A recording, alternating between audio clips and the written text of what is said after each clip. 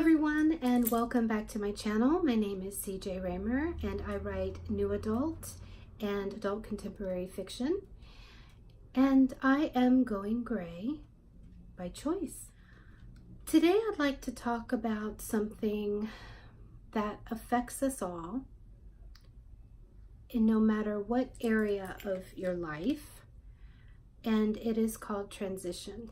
It's very pertinent to me right now because I am transitioning from colored hair to my natural silver hair. But transitions happen in every area of our life. Transitions all have the same core to them, and that is self-doubt. So I just kind of wanted to take a few moments and talk about how we can better manage our transitions. Yes, I'm talking about, or I'm coming from the point of my hair today, but this can really be utilized in any area of our lives where we find ourselves in a season of transition. Also, a lot of times when we speak about transitioning with our hair, we think about more tangible aspects of coping, whether it's wearing hats or cutting layers or using root touch-up, all of those kind of things. But I wanted to focus more on where we might find ourselves mentally and emotionally. I wanted to help you with a few ideas that might better serve you emotionally as you're going through it. Because a lot of people don't realize that even though it's just our hair, there's a lot of mental and emotional things that go on when we decide to transition. There's a lot of things that we ourselves have to come to terms with when we're doing this thing. We have to fight a lot of battles in our mind if we decide to do this. So that's why I kind of wanted to come at it from a mental perspective versus just the tangible things that we can do. So here we go. First, I just wanted to touch on what transition brings in our life. It doesn't matter if you're moving, if you're taking a new job, if you're transitioning to a new neighborhood, if you're bringing families together, so you're transitioning in your family life, whether you're taking on a new career. I might have just said that, I don't know. If you've lost a loved one and you're having to transition into a life without them. Life is full of transitions, trying seasons in our life.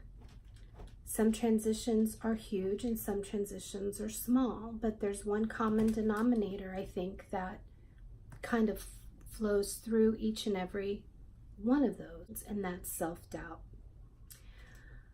Did I take the right job? Did I move to the right neighborhood? You know, am I going to be able to make new friends? Am I going to be able to make it without this person in my life? Those are big ones. And then things that might seem a little less significant, but are nonetheless very important to us when it comes to things like transitioning with our hair. Should I do this? Am I going to look old? Are people going to criticize me? You know, what are people going to think about me? Do I look unkempt? Are people going to think that I just don't care anymore? My husband said he hated it. Not mine. My husband actually loves it, but I've heard this from other women. My husband hates it. Is he not going to find me attractive anymore? My friends, they say I look old. Are they not going to enjoy, hanging out with me anymore in public? Crazy things. They may sound stupid, but really these things wreak havoc on our mind. Transition is very, very hard. When you're in labor and delivery, for you women who have had children, whew, that's a hard part. The part of labor, when we have those labor pains, you know, that is really difficult. But then there comes that point in time when we are getting ready to transition from labor into actually pushing out the baby. There's that little span of time in between labor and delivery, and it's called transition, and they call it self-doubt mode. And I can tell you firsthand experience, I made it through my labor discomfort and I was feeling great, and then all of a sudden I hit transition and it was getting ready for me to push, and I had like about a 10-minute moment or 10-minute span where the transition phase kicked in, and all of a sudden it was like something just went off in my head, and I looked at my husband. I just had this overwhelming feeling that I cannot do this. And I looked at my husband and I said those exact words: I can't do this. I can't do this. And I'll never forget what he did. He took my hand and he looked at me and he said, "What do you mean you can't do this? You're doing it right now." And that just resonated so deeply within myself. And I realized, yes, I am doing this. And I am going to get this baby out. I'm going to make it to the other side. That's what transition periods in our life does to us. Messes with our mind. And as you're transitioning from colored hair to your beautiful silvers, you're going to have a lot of opportunity for self-doubt. You're going to have the naysayers. You're going to have some criticism. I mean, maybe you won't, but there's always someone out there who doesn't have anything nice to say. And it may not have anything to do with you. Might all have to do with them. But more often than not, you're going to have at least a few people who are going to question your decision. And it's going to feed into your self-doubt mode. So what I want you to know is you're doing this. I'm virtually taking your hand and telling you, you can do this. Because you already are doing it. If you decided last week and you only have a week's worth of growth, you're doing it. If you're 1 month, 2 month, 3 month, 4 month, 5 months in, you're already doing it. You're already a quarter of the way there. I am now 10 months in. I am doing this thing. I am birthing this baby. So just be encouraged. All right? So I just want to go through a few things. I have to put my glasses on so I can read. One way that you can help yourself mentally with the transitioning process, well, hello, Sammy, is to limit the voices. Limit the voices in your head that are just telling you you're doing the wrong thing and this is crazy. What are you thinking? Go get a box dye. Go make an appointment with your hairdresser. Get some color on those strands. If you have made this decision for you and the thought of growing out your silver makes you happy, don't give in to those voices, because this is all temporary. The growth process is temporary. There will be a day when you wake up and it's done and you have fully transitioned.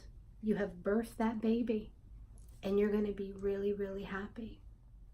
You know, if this is for you, if you've decided this is what you want to do, you have to limit those voices that are going to come to you with self-doubt. Also, you need to limit the physical voices, the people around you that might be critical of your decision, I'm not saying not have them in your life unless they're just a toxic person.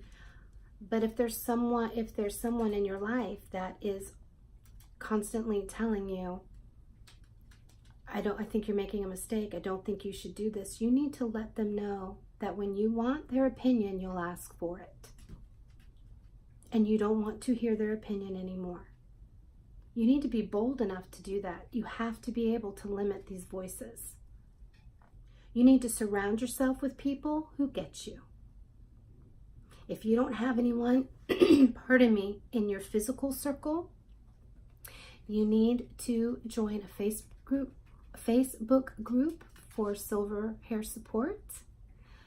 Get on YouTube, comment, pick up conversation, build a relationship with the YouTubers that are going through this that can help encourage you. You know, you've got to surround yourself with people who get you. Go on Pinterest, Twitter, all of these places where there is support for women that are transitioning to their natural gray hair. Also, be understanding to others when they don't understand you.